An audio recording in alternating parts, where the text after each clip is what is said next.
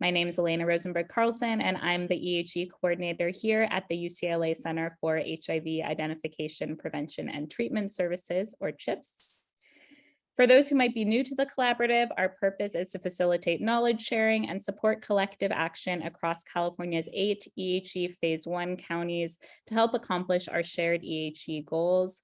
And we also welcome folks from outside these 8 counties to join the sessions and learn together with us. So thank you all for joining us this morning.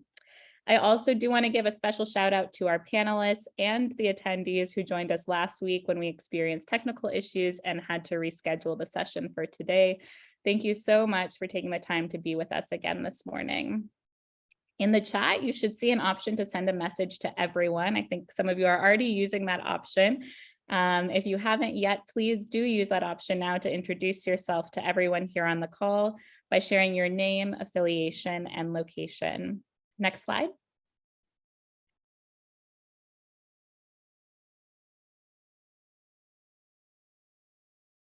So during today's session, we'll be discussing strategies and approaches being implemented across California to meet the needs of older adults with HIV.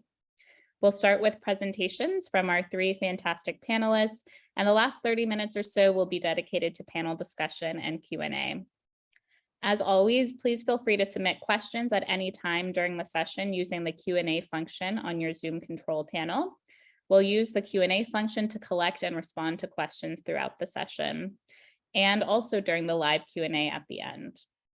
We'll keep the chat function open as well in case you'd like to share comments and resources with the group at any time during the session. I also want to note that we are recording the session and we'll post the recording and slides on our EHE Regional Response webpage within the next week. So now we'll begin with Jax Kelly, president of Let's Kick Ass AIDS Survivor Syndrome, Palm Springs. Good morning, Jax. Good morning, Elena. Thank you so much for inviting me. I just wanted to say, did I have to start my video? Here we go. Thank you for inviting me. And also I want to say hello to some of my colleagues who are joining me, Brian Risley, who I actually knew since 2006 when I was first diagnosed with HIV, and Vince Crisostomo, who I've served on various panels with and over the years. So thank you for having us here. So I have a video for you. Last week, I was in Sacramento for a conference on aging for the Master Plan on Aging. And so I'm very happy to present this video now. Go ahead, Enrique.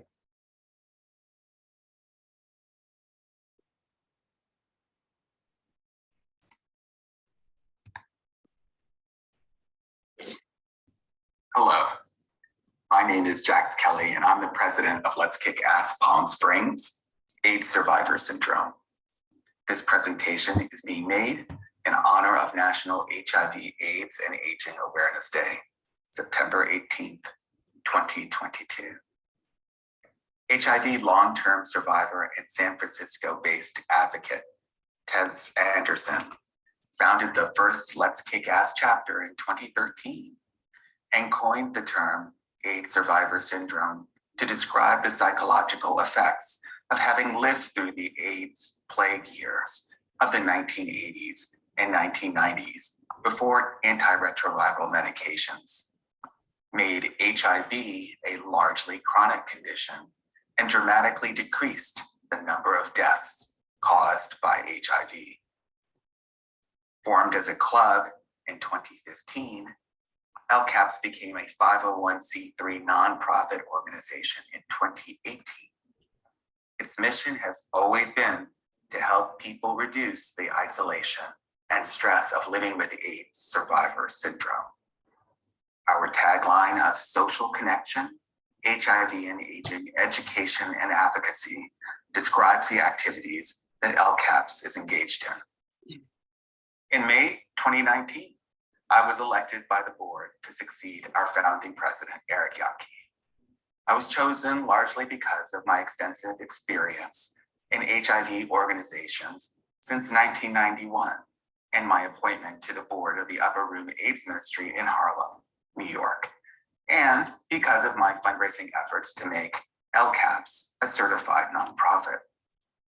I'm a Black gay man who was diagnosed with HIV/AIDS in 2006 when I learned I had PCP pneumonia and 44 T cells. After my diagnosis, I used my background in law and finance. I have a JD from Fordham University and an MBA from NYU. As a volunteer to immerse myself in all aspects of the HIV community, from being a HIV testing counselor, a certified emotional support group leader, commissioner for the Los Angeles County HIV Commission, planning and priorities, operations and consumer committees, and a leader of the HIV and Aging and executive committees of the California Planning Group, which is the community advisory board to the California Office of AIDS. Currently, I have roles on the national level at NMAC and its HIV 50+ Strong and Healthy program, and the Reunion Project. This summer, I completed my studies at the Keck School of Medicine of USC in its online Master of Public Health program in Health Services and Advocacy, and will be presenting results of my research project in Cleveland, Ohio on community mobilization for HIV and aging at the US Conference on HIV/AIDS, USCHA, next month in Puerto Rico. Over time, I learned that while HIV and aging should exist as its own subject, there is no singular office on a local, state, or national level that addresses the issue. Instead, it is siloed into groups that focus on HIV and only recently being addressed by groups that focus on aging. Why do groups like LCAPS have to work across silos? Probably because people living with HIV weren't supposed to age. There still is no cure for HIV, but back in the plague years, no one was supposed to survive HIV more than a few years before their death. Before HIV became a chronic condition, people living with HIV did not save for retirement, could not invest in life insurance policies, and often quit jobs and shortened careers because time was short. Imagine the dilemma of people who did not plan for a future, only to find out that medications could give them a future. While data showed years ago that there would be a wave of adults aging with HIV, not unlike the wave of baby boomers aging into the Social Security system, federal and state agencies have been slow to respond. Research into health and medication issues for people aging with HIV have also been slow to start and often underfunded. In 2021, California passed the HIV and Aging Act, sponsored by State Senator John Laird. It was an amendment to California's version of the federal Older Americans Act of 1965 and directs the California Department of Aging to include people aging with HIV among those of greatest social need. To make this new law impactful, the Department of Aging will have to get data from the Department of Health and its Office of AIDS to measure the population of people aging with HIV in the state. The area agencies on aging will have to monitor the number of people living with HIV that are beneficiaries of its programs. And their local chapters will have to assess the needs of people living with HIV. LCAPS could be instrumental in this process with appropriate resources. So LCAPS has straddled the silos and created a vision where people aging with HIV are given opportunities to grow without stigma.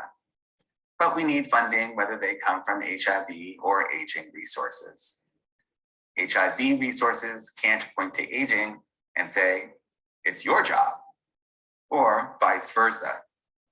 In California, Operation Cornerstone is an HIV and aging demonstration project where the Department of Health is engaging with the Department of Aging to create a comprehensive program of medical care for people aging with HIV.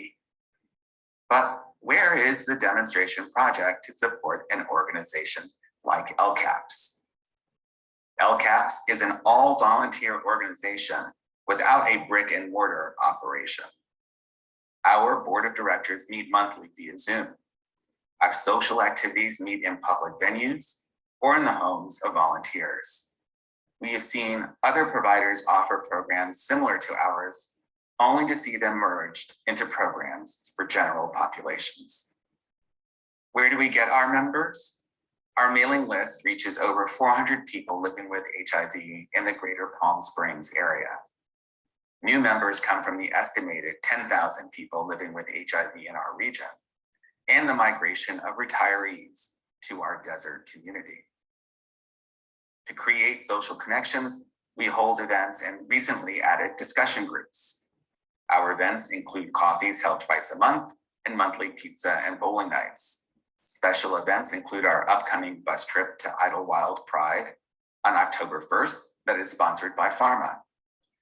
Past special events have included a Zoom meeting to celebrate Women and Girls HIV/AIDS Awareness Day, a virtual town hall featuring the Reunion Project, and participation in the local annual AIDS walks. Board member Tim Hofgen led the fundraising effort to create memorials for his late partner, Timothy Ray Brown, at the AIDS Memorial Grove in San Francisco and the Wellness Park in Palm Springs.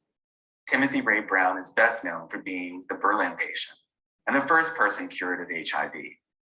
A member of LCAPS, Timothy Ray Brown passed away in September 2020 from a recurrence of leukemia that prompted his historic treatment. Last year, we started the LCAPS Roundtable, a weekly drop-in discussion group that has a schedule of pre-announced discussion topics and meets virtually on Tuesday and in person on Friday. The Roundtable Zoom meetings have also been an opportunity to extend invitations to medical personnel, advocates, authors, and community leaders to speak about topics of interest. Our social committee has 2 co-chairs that hold monthly meetings, and the Roundtable has a group of 7 facilitators who set the agenda for the discussion meetings. HIV and aging education and advocacy is largely done through social media via Facebook and in the LCAPS monthly newsletter. Whether it's innovations in HIV treatment and care, COVID, or the new MPX, LCAPS keeps the community informed.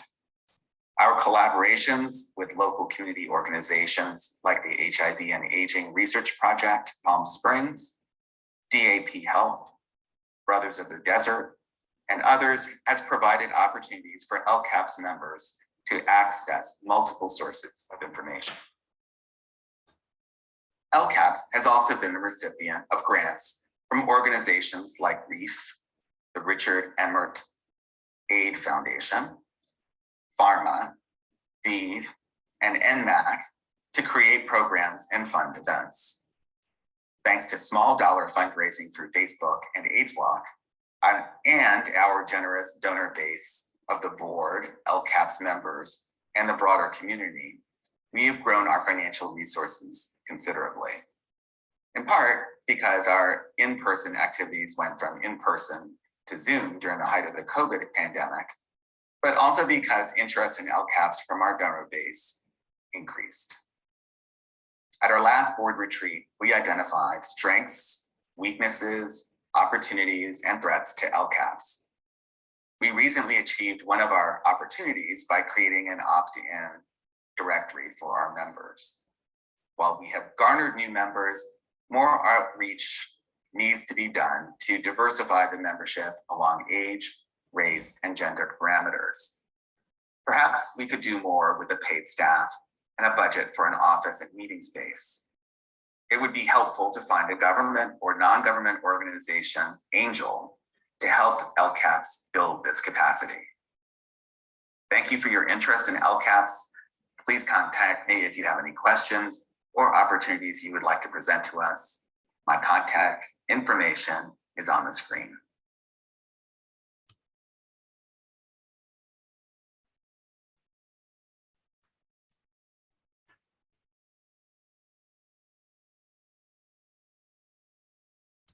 Hi, so I'd love to get back on screen again, but the host is preventing me from doing it. Okay, here we go. All right, so thank you for watching my video. I just want to point out a few things. I did mention silos in there, and I guess one of the ways that I can illustrate that is that last week at this time, last Tuesday, I was in Sacramento for a conference on aging, a state conference on aging. That was kind of a way for a lot of advocates who are involved with aging to get together and hear about the governor's master plan for aging. And there was a lot of information that was given that sounded very similar to some of the things that we're doing in HIV. But again, that was a different conversation. I did not hear a lot about HIV, and I don't think I heard a word, to be honest.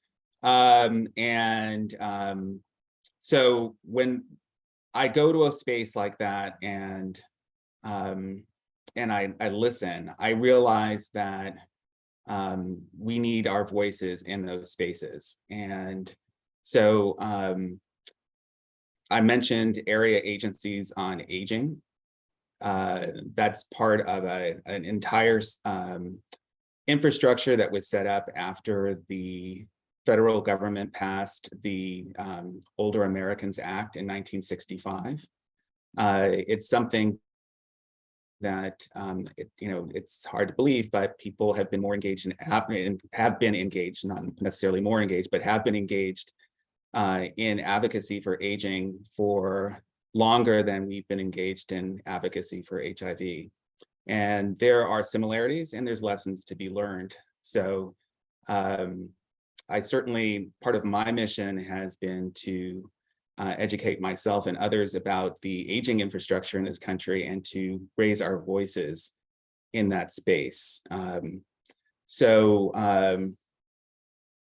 I think we're going to be actually discussing some of these. There's some questions that will probably give me an opportunity to go into more depth on that. So I look forward to doing that then. And I will pass the baton back over to Elena. Thank you.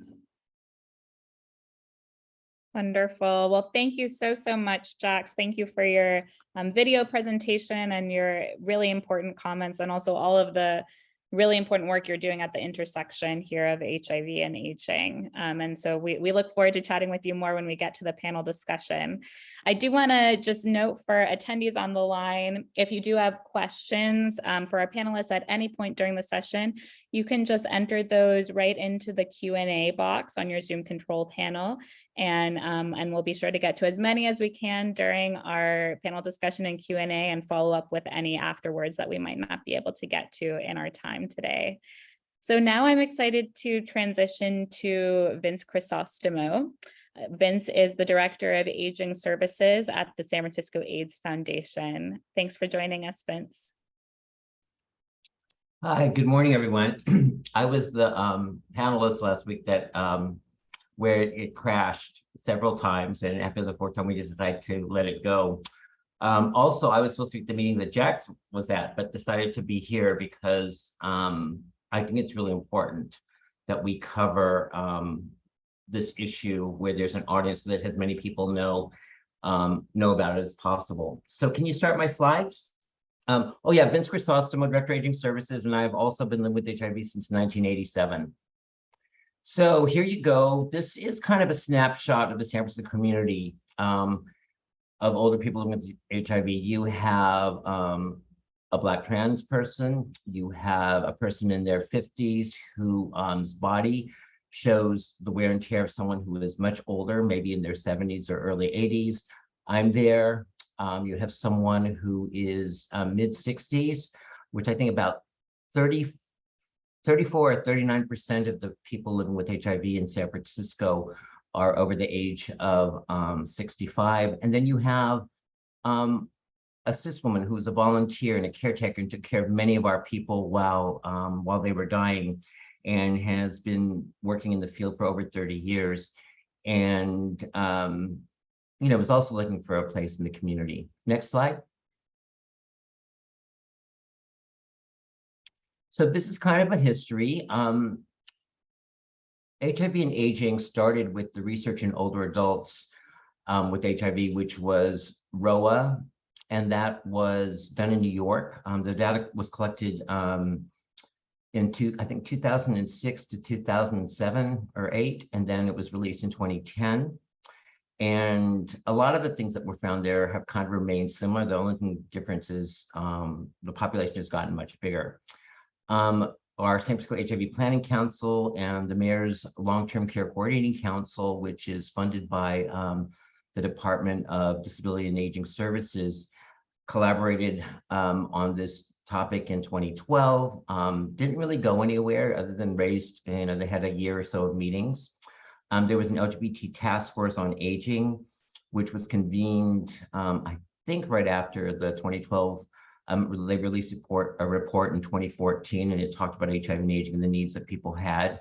Again, it didn't really lead to any programs. And then there was an HIV and aging work group, which came out of that task force, which I chaired from 2014 to 2019. And we actually came up with a series of recommendations to the Long-Term Care Coordinating Council in December 2015. Again, that didn't really lead to too much.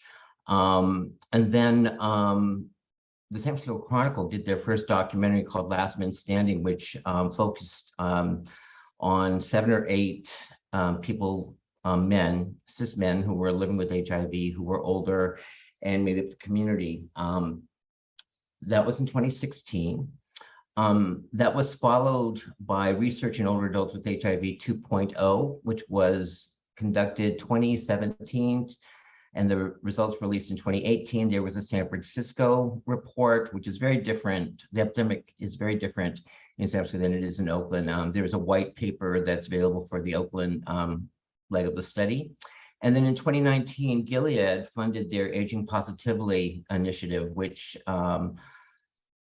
many of the programs were disrupted by COVID and the shutting down of just about everything, basically the country. And then in 2021, I believe in March of 2021, they launched the second leg of their Aging Positively initiative. Next slide. So when I was hired by the San Francisco AIDS Foundation in 2014, it was to run a program called the 50 Plus Network. That has since changed to the Elizabeth Taylor 50 Plus Network. But basically, it's a social support network that targets gay, bi, and trans men who have sex with men. When it started, I was one of the youngest people there. I think it was like 50, what was I, 53? And then quickly now I'm kind of like in the middle. Yeah, so I started that in April 2014. And, at the height of our program, which was 2019, we were drawing 70 to 90 people to our events, our Wednesday night dinners, which we had a shared support discussion group, which featured a dinner. And our coffees tended to get like maybe 30 to 40 people. But those were our 2 weekly kind of cornerstones, but we did some other things. We did a social on the second Wednesday of the month. On the first Thursday of the month, we did something called Get Out Thursdays, where we took people to a different neighborhood somewhere in the SFA area and got them to rediscover San Francisco, basically. And so, we've also, we've teamed with Golden Compass at Ward 86, which is at Zuckerberg General here.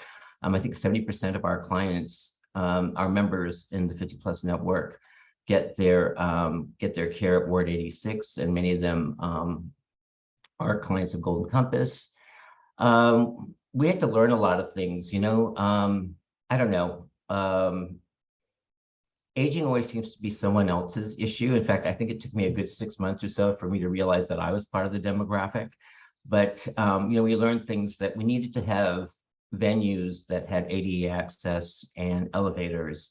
We needed to share that information beforehand. It wasn't simple, like planning a picnic was not as simple as just like getting everybody there. You had to think about things like how people were going to sit, how would they, if they were on the ground, how would they get back up? One night we did a miniature golf night, and I chose a restaurant which was 2 blocks from, and realized that some people couldn't make the walk for the 2 blocks to the miniature golf course. So I had to call Ubers and get people in there. So it's been, it was a learning activity, a lot of learning in the beginning. And yeah, and so what we do is we present a menu of opportunities that you can do all of it, you can do some of it, you can do none of it, just know that it's out there and it's a choice. But I think we're probably one of the oldest programs of its kind in the country, having started like in late 2013. Let's see. I'm going to try, maybe we can we'll probably get into like characteristics of the population later, but we also are going through our second pandemic, COVID, and that we learned a lot. We learned that there's a digital divide, like telling providers that people didn't have access to technology or didn't know how to do things online. We realized that we needed to bridge that because the world is moving on. And so we actually used some of our budget to purchase little things which would make it easier, stands to hold your tablet or your phone so you didn't have to stand there and hold it, earphones, earbuds, so that people would be able to hear what was going on. And people were very grateful for that. We did almost no in-person programming for most of 2020. We started again back up in 2021, but it's kind of been stops and starts. One of the things that I am really proud about is that when the Systemic AIDS Foundation did their first COVID vaccines, our folks in the 50+ network were them and some of their parents that they care for were some of the first people to get vaccinated, and it served as a real generation bridge between our clients in 50+ and some of the younger staff who worked distributing administering the vaccinations. And they told us stories about how people would talk about, can you imagine if they had come up with a vaccination for HIV, how many of our friends would be alive? Also, the second pandemic, for some people in their 70s, it was their third pandemic, having lived through polio. But it was very emotional, and people were actually able to really bond and kind of get a better sense of who we serve. Our Wednesday night group moved to a virtual check-in, and so we still get somewhere between 30 and 50 people attending that every Wednesday. We have gone back to doing Saturday morning coffees in person. On the third Saturday of the month, we actually pay for it. And last week we did our biggest. We had 82 people who showed up, and so it's amazing what can be done with a cup of coffee and a meal to share. Food security is a huge thing in our among the populations. Most of them are on fixed incomes and about $1,500 a month. Some of them get housing subsidies, but it really doesn't allow for a lot of extras. Let's see, what else can I say? So you'll see our program eventually have a whole list of the things that we do. We are going to be going back to doing art openings. I mentioned some of this, the Get Out Thursdays. We still haven't convened the Wednesday night dinners in person yet, just because of the amount of people that would be interested. And we are a medical building, so we are still limited in capacity, how many people we can actually host. One of our members started a game night. So one of our the San Francisco AIDS Foundation board members donated all these games, and so they started game night. That actually regularly gets 50 people. It happens once a month. We do once a quarter. We do something called Solstice Sunday. We go to an old time San Francisco bar called El Rio, and we dance the afternoon away. We have a whole set of holiday traditions. So one of the things about our groups, many of their friends have passed, and people they would spend these holidays with were no longer around. So we do a Thanksgiving event. We do a Christmas Eve concert and dinner in the Castro. And we also try to figure out things for New Year's Eve. And the other big component of our work is doing advocacy. This is the active generation. So we regularly go to City Hall, provide testimony on our needs and things like that. Let's go to the next slide. And in 2020, we did something called the San Francisco Principles. So that was myself, actually the people that you saw on the front slide. We realized that there were a lot of things that we got right in HIV, and there were a few things we got that we didn't get quite right. And COVID was a huge, really pointed that out. Next slide. So what it is, it's a call to action. We are looking at providers, community, and government officials to remember our history, that what we did right, to fight for health, racial, and social justice. We wanted to make sure that long-term survivors are included. You know, many of us realize that the work that we're doing may not benefit us, but it would benefit generations to come. The old adage, nothing about us without us, we want a voice. And so Jackson and I are actually doing that with the Equity and Aging Committee that's advises the governor on the master plan on aging, to get right what we haven't in the 40 years of the HIV/AIDS pandemic. And then in May of this year, the San Francisco supervisors passed a resolution to support it and sign on to this as an initiative for the city to keep in mind. Next slide. And so, you know, there are so many issues that, you know, women, transgender health care services directly targeting them are rare. Benefits, things change. And right now we're looking at a Medi-Cal, you know, renewal, and people are scared they're going to lose their benefits. Social security is recognizing LGBTQI relationships. You know, one of the things that people may not be aware of is that same-sex relations, if you survived a partner, you haven't remarried, you could be entitled to their survivor benefit. The digital divide I already talked about. COVID, during COVID, we saw many of the clients across the board who were over the age of 50, we saw their viral suppression go down. It was pretty high before, but it fell down to, like, I think lower 80s at the foundation across the world, across the country. Post-traumatic stress was up. People delayed medical procedures, which created complications when they went back. Many people got COVID. And there was a feeling that COVID kind of overshadowed their experience as kind of like taking part of their identity. And the thing that we should have known all along is that 50 plus is not one monolithic group. In San Francisco, 72% of the people as of December 31st, 2021 are over the age of 50. And so, you know, one of the things to think about is, so how do services change and adapt as people get older? Next slide. So one of the things that we're trying to do, last week on the 19th of September, we convened a group of all the providers serving this population to try to create an HIV and aging collaborative.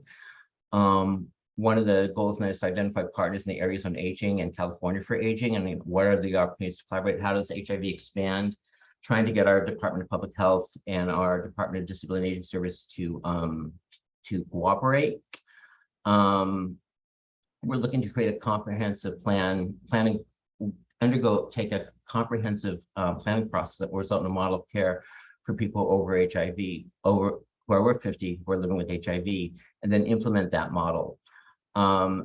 Jack's already mentioned SB 52, but we support policy and funding initiatives at federal, state, and local levels.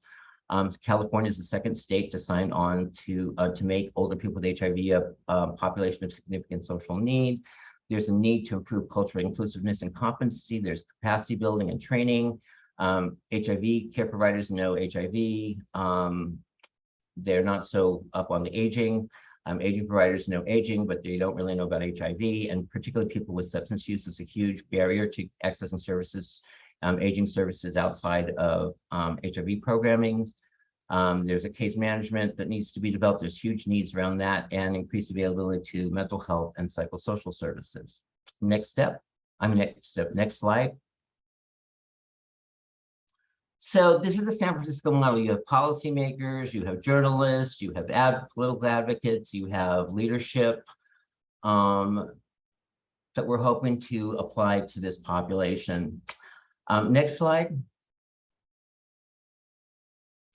So at this point, you know, I have been working in HIV since, as a volunteer in some capacity, since 1985. And I keep thinking, gosh, you know, when is my time done? But just this year, in fact, in June, Pride weekend, somebody handed me a picture and they said, I was 30 in the picture, and they said, out of all the people in this picture, you're the only one left alive. And I was kind of taken back, because, you know, when you talked about lived experience, and I kind of know I've survived a lot of people, but I've never seen an example of that where I was with 30 people and I was the only one that was left alive. And these were all people from the API, Asian and Pacific Islander community. And so I just like to dedicate my work and everything I do, every step I take, to those who are no longer with us and those who aren't able to tell their stories. So anyway, thank you all very much. I think there's one more slide. I don't know.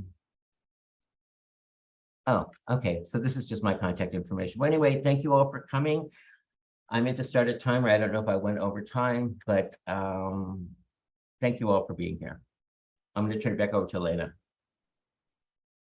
Wonderful. Well, thank you so much for your presentation, Vince, and also for your poignant dedication to those who are no longer with us as well.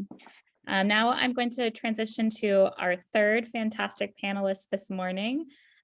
This is Brian Risley, Manager of HIV and Hep C Health and the HIV Elders programs at APLA Health.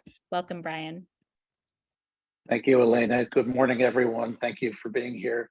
It's great to see participation from all around the state. I am Brian Risley. I have been with APLA Health since 2002, and currently I manage a couple of programs.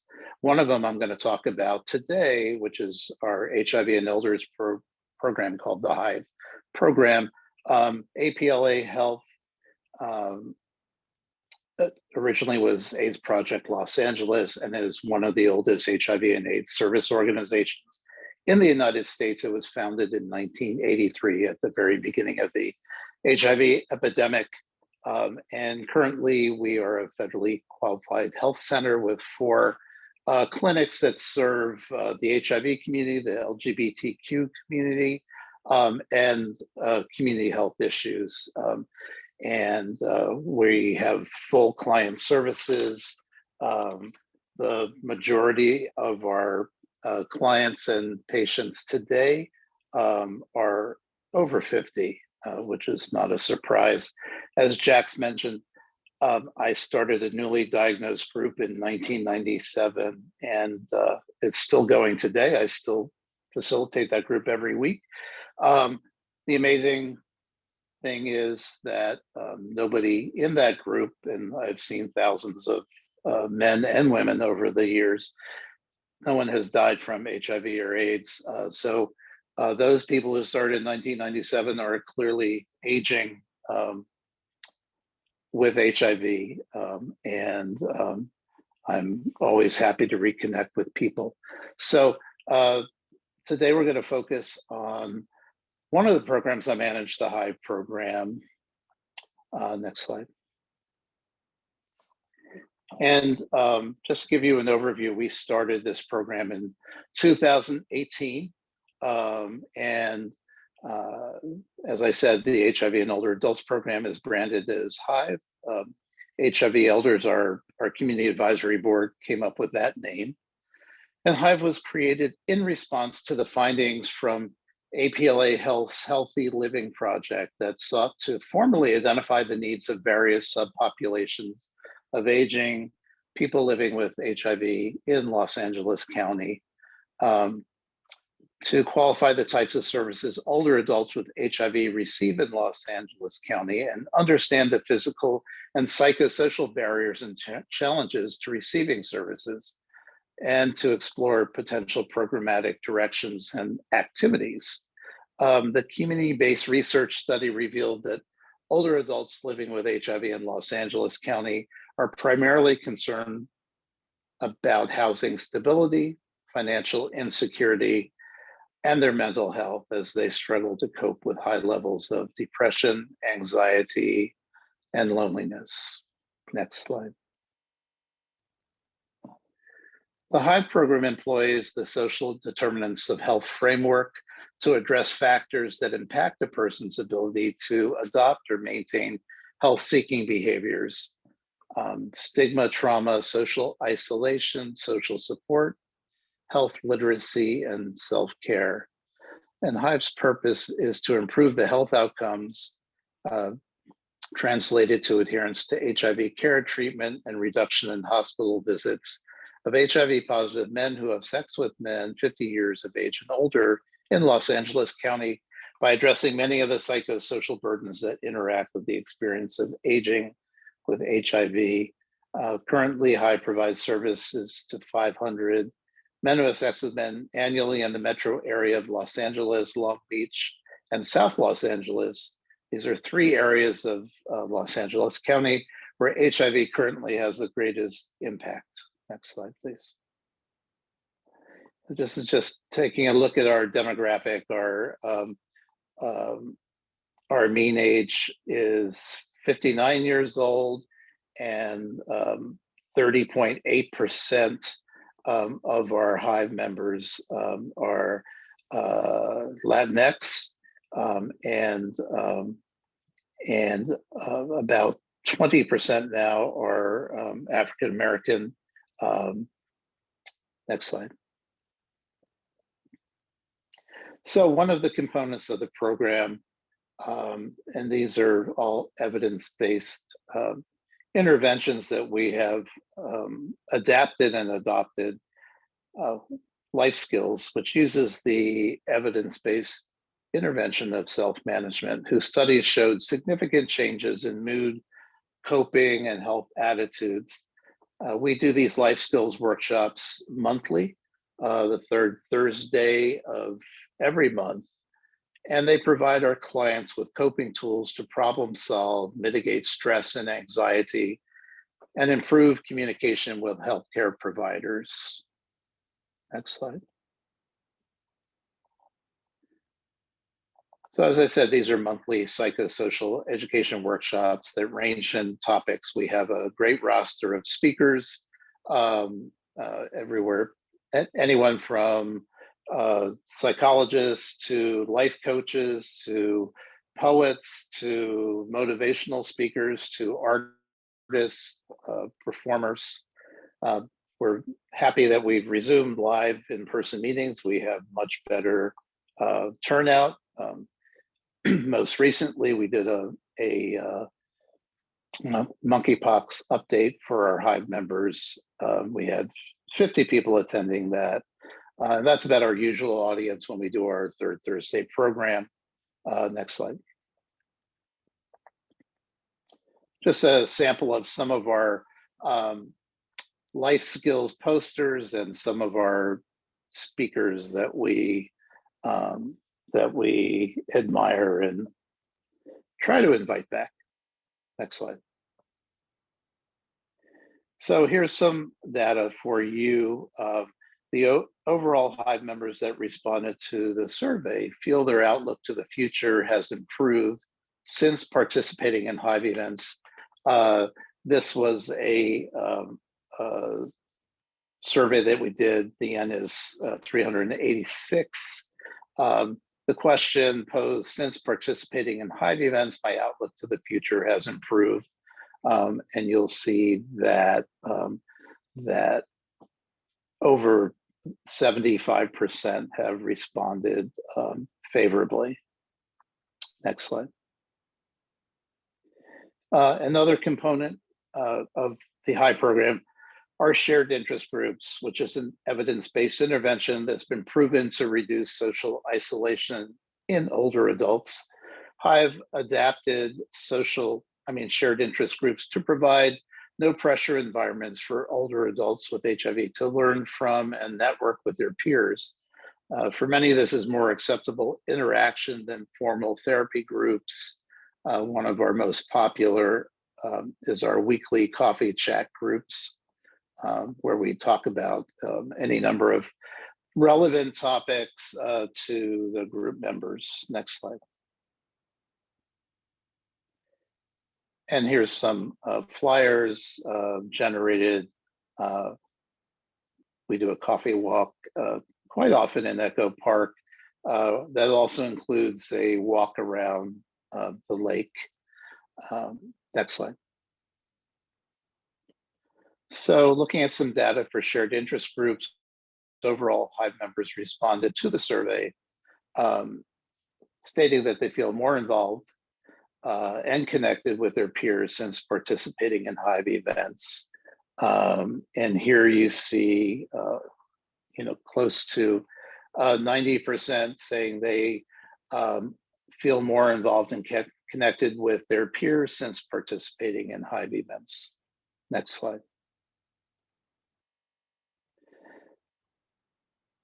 We implemented a 4-module program based on mindfulness-based stress reduction.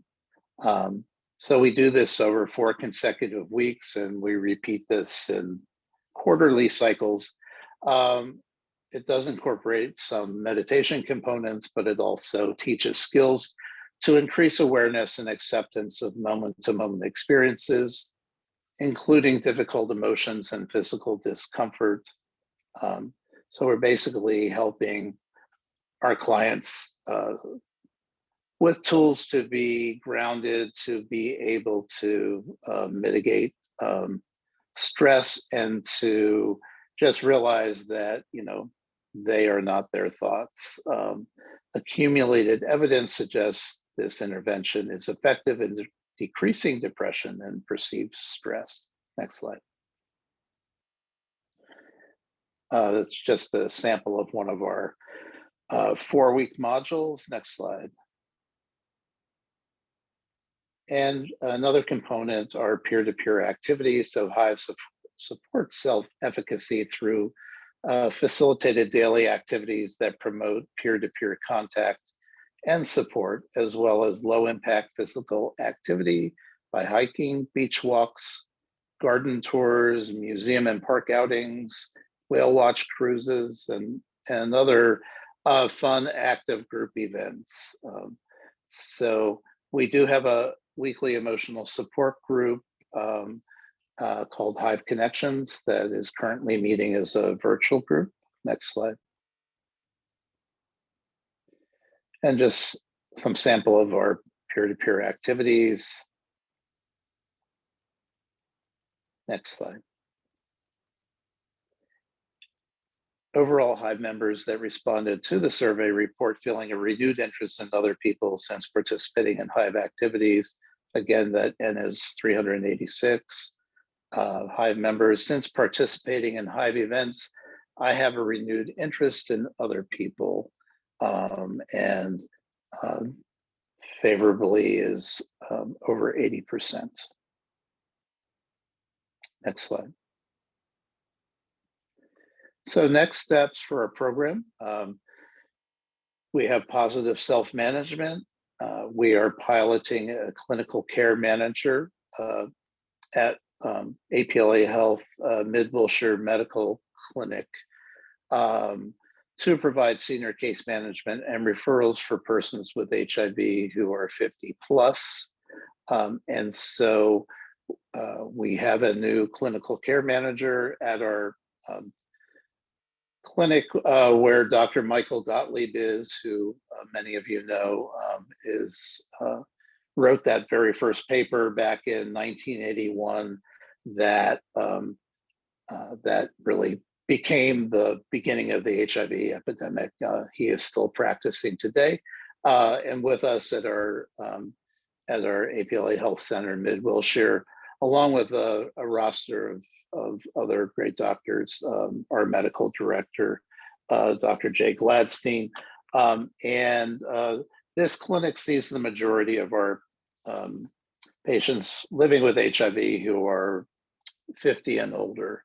And so this model of a clinical care manager in the clinic and working with the clinicians, working with our MCC team, our medical care coordination team, as well as our Hive program, is modeled after the success of the Golden Compass Clinic that Vince mentioned.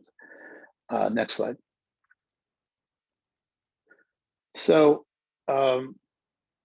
my staff and I have adapted for older adults with HIV components of a Stanford University evidence-based intervention that was for people living with chronic disease. And this is called positive self-management.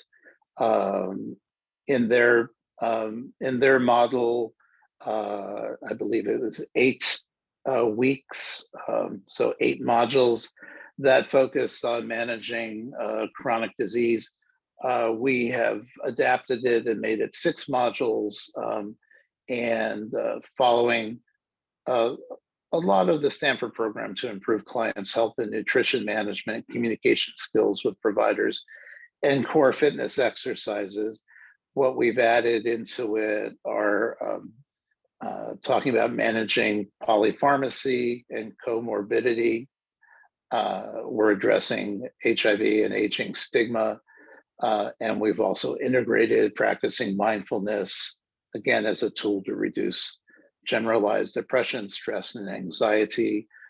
We have successfully piloted this positive self-management training. And we look forward to doing this on an ongoing basis with referrals from our clinical care manager. Next slide. We have a monthly calendar of events. So we have events every day that we schedule. Many of these are live events. And so this is posted on our website. We distribute this throughout LA County. Next slide.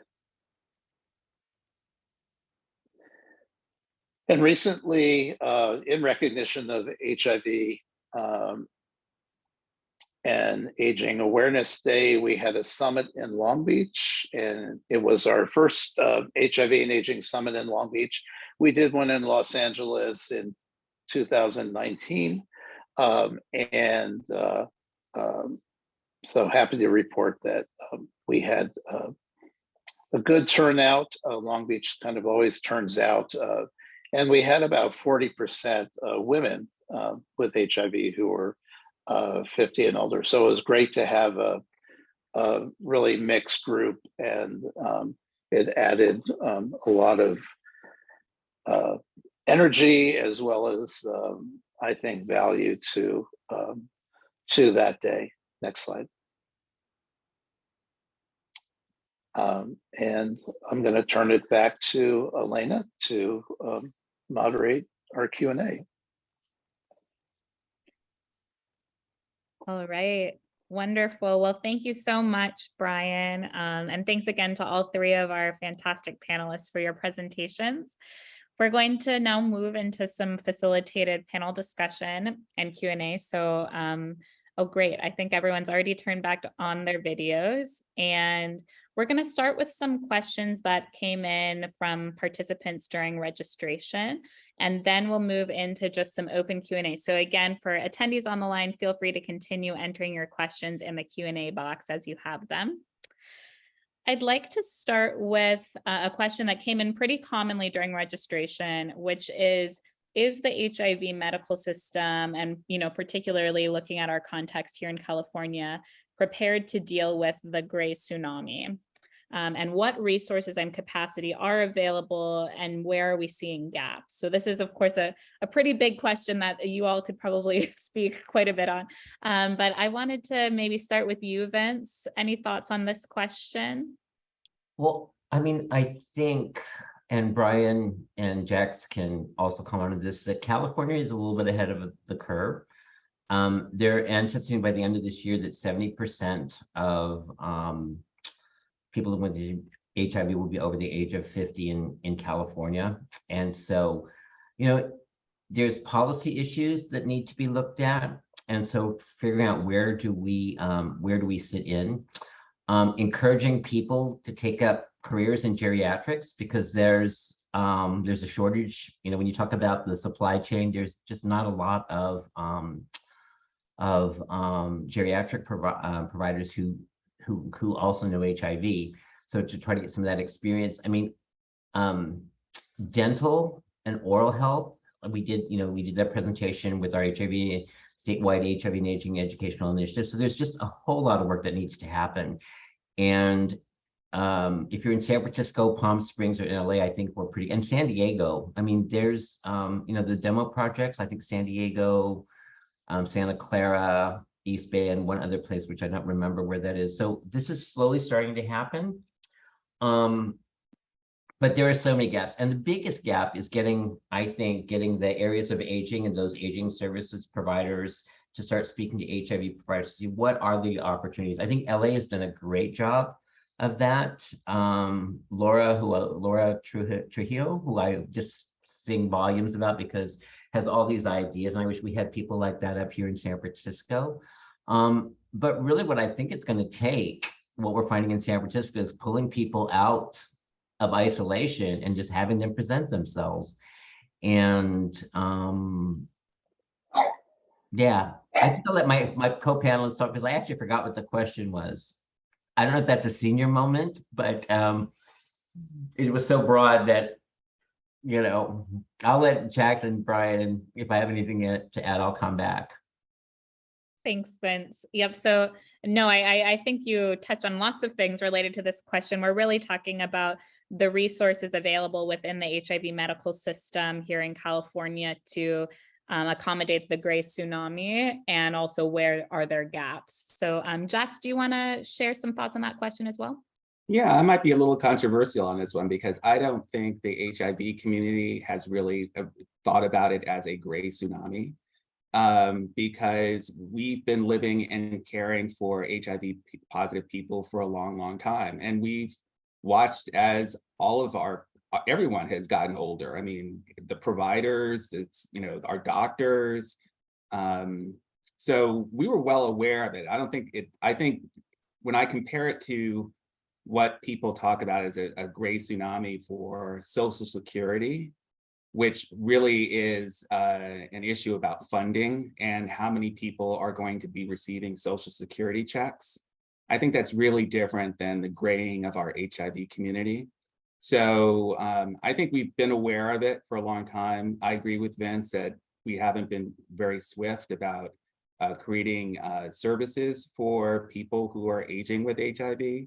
But that's why I keep pointing out that there's entirely an existing infrastructure on aging in this country that we could, as a community, tap into.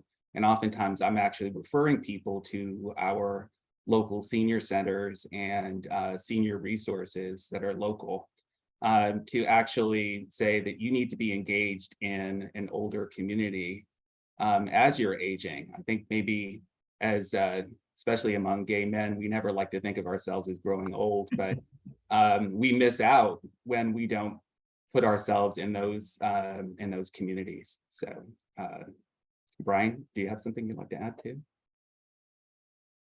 Sure. I think there's kind of two sides to this. I'll quote an excellent HIV doctor in Los Angeles, Dr. Tony Mills, who sees a lot of older adults with HIV. And, he always says that, my patients are actually healthier and doing better because they're engaged in care. They're being seen much more frequently. And so, some of the comorbidities that we always talk about, the onset of heart disease or pulmonary disease or kidney disease, that might happen sooner with people living with HIV. He's saying we're able to monitor and catch this sooner. But the flip side of that is that there are a lot of people who are not engaged in care with Dr. Tony Mills or at one of our clinics, with Dr. Gottlieb, for instance, who who's been doing this for 40 years. And so there is a gap there in understanding aging. As I look forward, and the cost of what it would be to have someone who's actually a gerontologist on a staff at many medical clinics,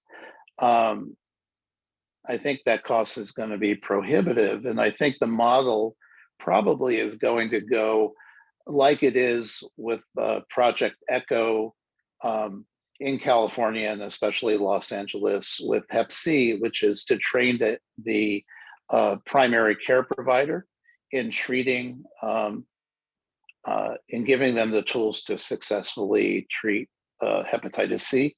So I think that there can be some gerontology, I wouldn't call it a 101, but kind of ongoing skills building with gerontology medicine that primary care physicians can include in their practice. I think that's going to be the most cost-effective way, and it's going to take public health effort to provide that education, and so it would be like a continuing medical education. Can I say one more thing? Sure. It needs to be written into the plans. Very simply, because if it's not written into the plans, it's like everything is just kind of left to chance. I mean, at the SF AIDS Foundation, we actually have older people living with HIV and long-term survivors, and the AIDS generation has a prioritized population. But if it's not in your plan, it's going to be 4 or 5 years before you see anything. And one of the reasons why I didn't go to the meeting in Sacramento last week, because I saw what the priorities were. And I'm like, I know what this is going to be. It's going to be 8 hours of us being talked at. And so I really do think it's going to take that. It has to be written to the plans. DPH has to do it. The areas on aging, it has to be intentional. Otherwise, she'll just be ignored. Because one of the things that people are saying is HIV is just another thing that older people face. And so why should they be treated any different? The difference is the stigma. And so anyway, I'll leave it at that and go to the next question. Thank you all so much. We are getting just a huge influx of questions from attendees, so which is awesome. It's wonderful to see that engagement on the line. I'm just going to bring in one additional question from registration that was commonly asked, and then we'll move into open Q&A. So this question is, what forms of communication have you found to be most effective for reaching and continuously engaging older adults with living with HIV? So I know all of you do this in some ways within your work. Brian, maybe starting with you here, what forms of communication have you found to be most effective engaging this population? Are you talking about, just understanding the question, is this technology based? I mean, what? It could, yeah, I think that's part of the question. What do technology-based opportunities work, or are there other types of or forms of communication that work better for engaging this population? Most of our Hive clients have access to email, and ongoing in the Hive program, we've actually given out personal computers. We've worked with Microsoft to do trainings with our Hive members to give them some skills, because some of them don't know how to navigate the internet, the web, and they don't know how to use basic functions of Windows, but they do access email. A lot of them texting, emailing. Phone calls is the most personal, and Emmanuel Sanchez Ramos on my staff is our Los Angeles program coordinator. He spends Mondays just calling our Hive clients and connecting with them. And whenever we have events, we always follow up with phone calls because we get the best turnout that way. So it's just using smartphone technology, email, building capacity with both of those through things like our Microsoft trainings, and then old-fashioned phone calls, which really create a personal connection. we generate more flyers than I think any other program at APLA Health, just because we have so many events. So that's another way that we get the word out. But those are electronic as well as handed out. Thanks, Brian. How about for you, Jax? In your work, have you found certain modes of communication to be especially effective? I have to agree with Brian. I mean, all of those, those interventions that he described are very useful, and it's great when you have the staff to do them. I think I think a lot of people were surprised during COVID that olders were willing and able to get onto Zoom and learn it. I think the real challenge for us going forward, because our population tends to isolate, that there are individuals who will stop taking phone calls, stop answering emails, disengage from social media, and we might not be attentive to the bells and whistles that are being sent by them to actually get back in touch with them in a more meaningful way to reach them. So if there's ever a strategy to come up with a solution to raise those red flags in terms of identifying isolation among individuals, I think that would be very useful going forward. The only thing that I would add, because Brian basically covered it all, was that to train people who man your phones in de-escalation, because one thing's about the 50+ folks, they're, at least in San Francisco, they can be really moody. And we actually have providers that have signs in their offices that say, if you are in a bad mood, if you are not nice, or whatever it says, you will not be seen today. And I just think that's wrong. If someone took all the time to, and some of these doctors made their career on these patients, and to not provide that sort of welcoming environment to them, because I tell my staff, we don't argue with the people that come, you just acknowledge their experience and try to bring it down a notch. But that would be the only thing that is that it does take like some skill sets. It's not just, So I've had 3 clients who were treated poorly by their providers this week and have said things that they probably regret. But if the person on the other side just knew a few things about de-escalation, I think that would be helpful. Thank you. Thank you all so much. And I think, I also noticed Jeff's comment here in the chat, just kind of noting there are, of course, differences based on age group and based on it, individuals' personal preferences, which I think really gets back to your point earlier, Vince, about how, this group is not a monolith. So multiple ways of reaching them is really important, but it's great to hear kind of all of your unique experiences with what's worked and maybe what hasn't worked in best engaging members of this population. So I am going to move into our just open Q&A now. We got a couple of questions in here about addressing silos. So this is something, Jax, you really noted in your presentation. All of you have touched on this a little bit, but the fact that there's really siloed care between HIV care and aging related care, or kind of the general medical system. So one question was, do you feel that siloed care mostly affects particular populations more than others? Jax, I'll throw that over to you first, maybe, since I think that's something you spoke on really well during your presentation, siloed care. Yeah, I think it's interesting that we have Brian from Los Angeles and Vince from San Francisco, who are actually part of programs where they are really effectively moving towards comprehensive care. And that's a luxury that they have in those communities. I think in the broader, in broader and smaller communities, especially in rural areas, sometimes HIV care is non-existent. And you might only find aging services in those communities. So I think to the extent that people can actually, if you're aging with HIV and you can access an aging organization for your services, that would be to your advantage.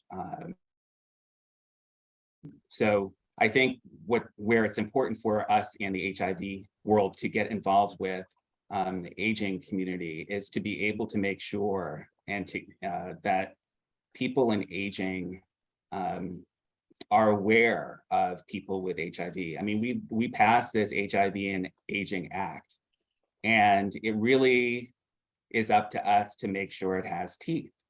And right now, there's one of the ways you could do that is by working with the area agencies on aging, which we often call the AAAs. They don't do any cars, but they deal with older people. And they now have a mandate in the state of California to actually monitor how they're addressing the needs of people aging with HIV. We have to put their feet to the fire on that and make sure that they're held accountable. So, and engaging in those aging conversations like the one in Sacramento is an opportunity to find out what that conversation is all about. And one of the things I learned in Sacramento was that aging is very familiar with stigma. They're very familiar with things like isms, like ageism. So there's a lot of commonality. And I think what they've typically thought of until the HIV and Aging Act is that HIV was over there and we're over here. And we need to get into their space and say, we're here with you. You know, one of the differences that we've had in HIV, which probably contribute to the silos, I mean, it served us at the time, but we had our own separate streams of funding.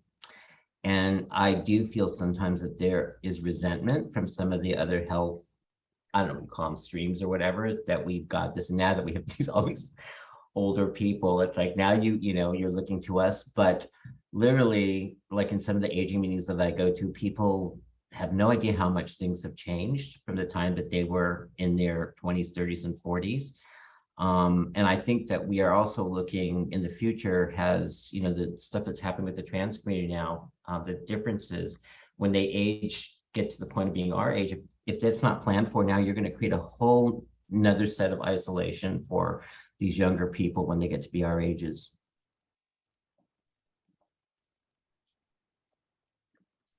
Thank you so much. I just want to follow up with kind of one angle of this question about silos, which is what do you see as the major barrier to intercommunication between all of the services of HIV care and aging? And have you seen anything happening? You mentioned a little bit happening on the state level, but also anything happening on a national level to kind of help support more of an kind of an intersectional approach there? HRSA in the last couple of years has done a number of things. Their AIDS education and training centers have come up with different models and different suggestions, which try to integrate this. Substance use, which is, in San Francisco, we have like 2 overdoses a day.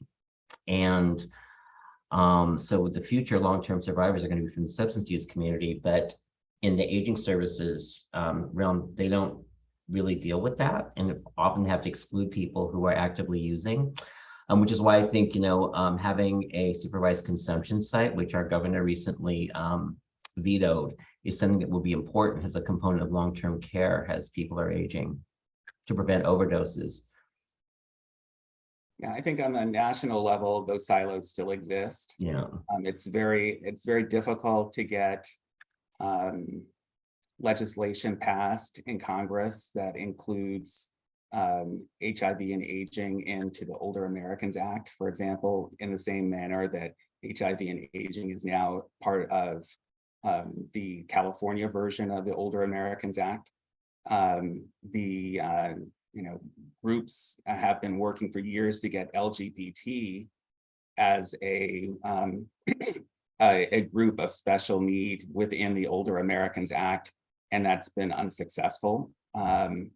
There's hope in the fact that in our administration currently, there has been executive orders that do actually instruct national area agencies on aging to do similarly what our HIV and Aging Act in California has required, which is to start monitoring the data and to make sure that HIV is a group of special attention.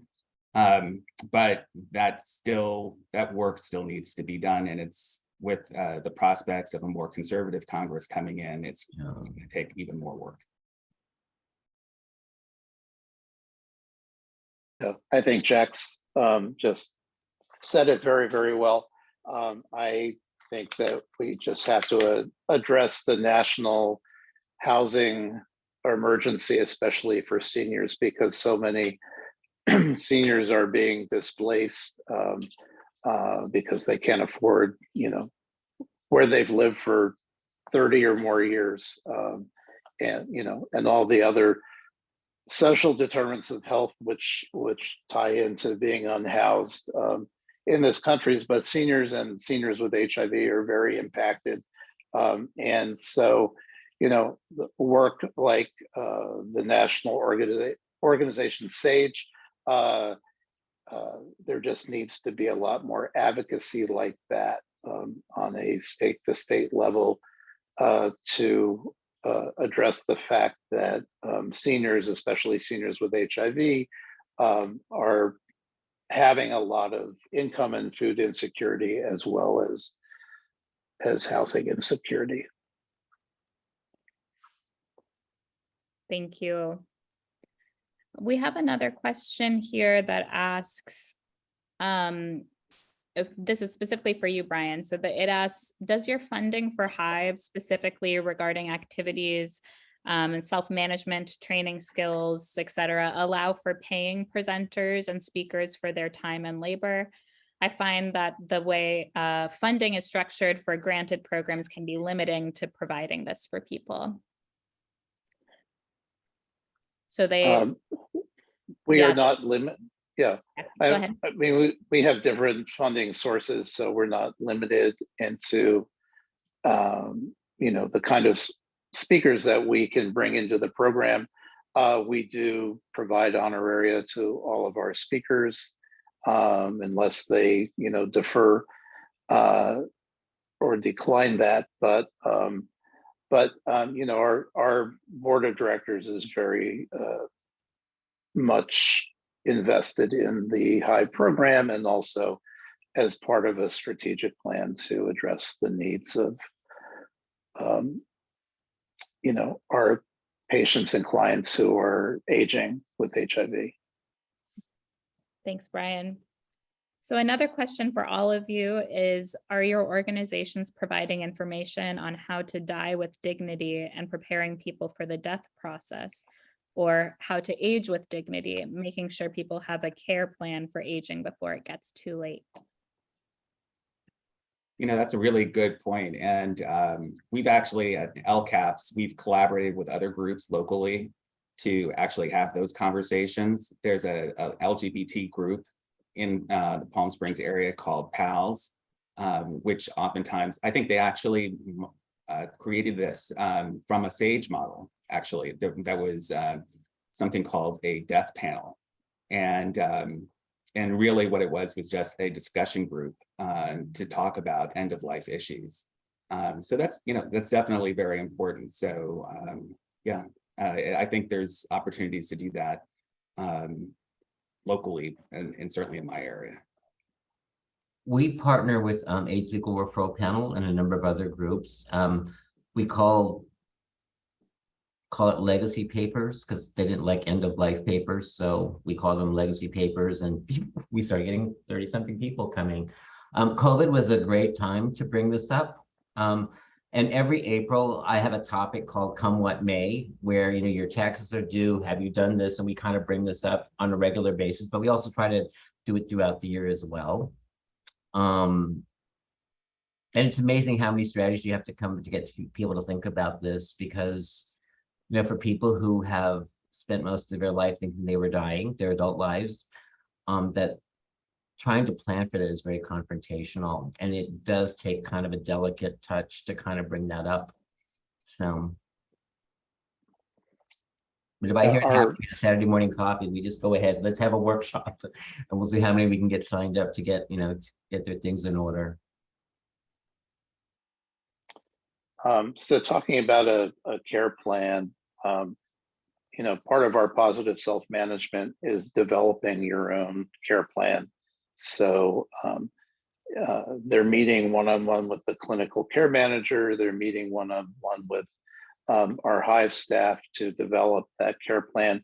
And then throughout that 6-week positive self-management training, we keep referring back to their individual care plans and which has some life goals in it. And do they want to, reassess those goals? Do they want to make any changes based on the training that's, trying to be responsive to their needs and their care plans? Our medical care coordination teams at each of our 4 clinics at APLA Health, are doing that as well.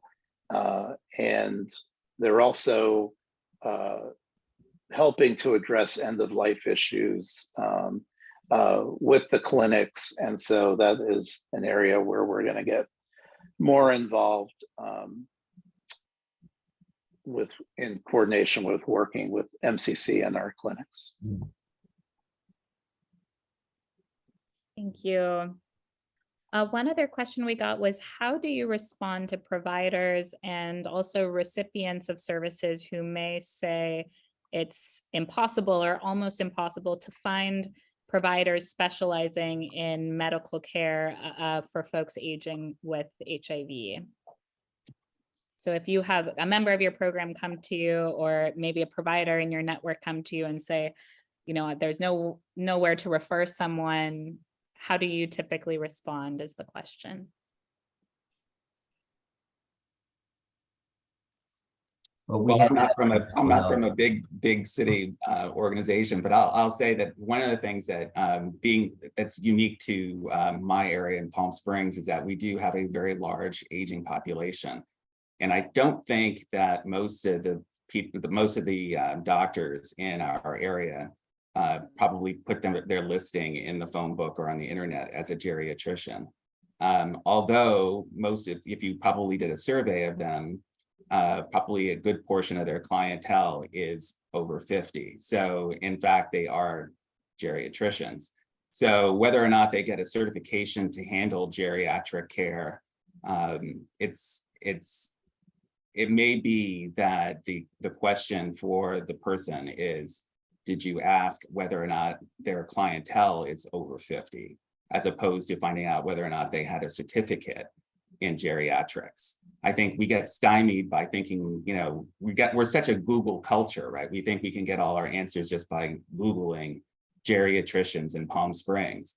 That's not going to be the answer. You need to actually dig a little deeper and find out how many people are dealing with people over 50, how many doctors are treating patients who are over 50.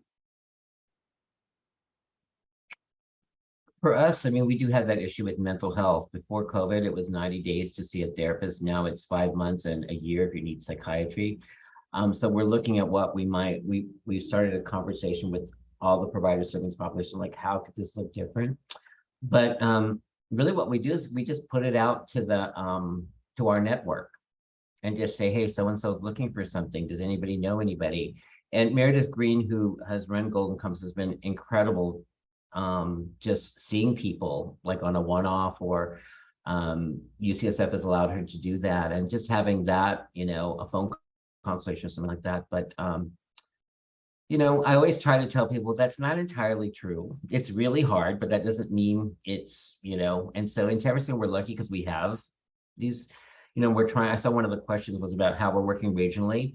We're trying to look across the 3, I don't know what you call it. There's the peninsula, there's the North Bay, and there's the East Bay, but we're looking to see how we can kind of coordinate services up and down this area. And APLA did 2 HIV and aging conferences, and one for Southern Cal and one for Northern Cal. We learned a lot about who's out there and trying to connect those dots. It's just been so slow because of COVID. Yeah, thank you, Vince, for the nod for Southern and Northern California conference, yes, it did yield a lot of really good information. We had a lot of great participation. You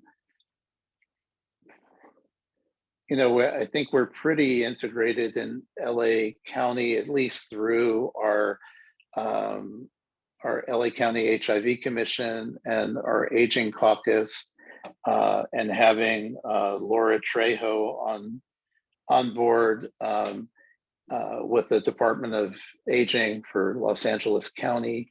You know, my concern is, you know, a lot of our great HIV doctors who serve older adults are aging themselves and they're going to retire soon. So then how do people access that kind of expertise, you know? And so, you know, if you're an HIV doctor, you know, American Academy of HIV Medicine has ongoing trainings. I believe they have one for, or if they don't, they should have one for geriatric care. And yeah, it's a capacity building issue that needs to be addressed. There needs to be, again, that issue of, can primary care physicians treat an aging population, or you know, especially people with HIV, that's just going to require, you know, training, capacity building, and support. But I guess looking at that model versus having a, you know, a geriatrician on staff, which is going to be very expensive, you know, that has to be assessed and evaluated. But I think the care model of capacity building and training for primary care physicians is probably what could work.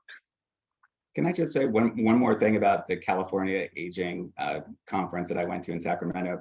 The top three, I think, the items that were prioritized are certainly things that I think HIV and aging community could prioritize as well. And one of the top one was mental health.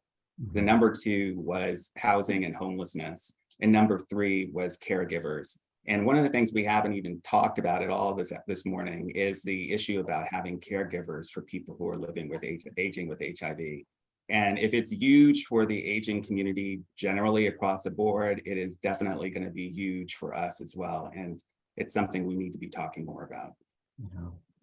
We are starting that conversation with the long-term care council up here, because that is something that I know those three buckets that you made, we just have to figure out our place in it, because it's not going to be in it's not spelled out. But if we can figure out how to do that, then that's how we make our inroads. Maybe I should have gone to that conference. I could have had some company. Why weren't you there? Because I know you did a great job. Well, thank you. I know we're almost out of time, but thank you for bringing that up, Jax. I think that's a really important area that that in all of our cities we need to address. Mm-hmm. Definitely. Yes. Well, thank you. We are at 11:30. Unfortunately, because I would love to chat with all of you for a long time, but I do just want to thank our fantastic panelists again for spending time with us this morning, and also being so gracious about rescheduling after last week's technical issues. So thank you again for sharing all of your amazing work and your wisdom with us. I also wanted to thank our attendees for your engagement and great questions this morning. I know there were a few we weren't able to get to, so we'll review those and respond after the session as well.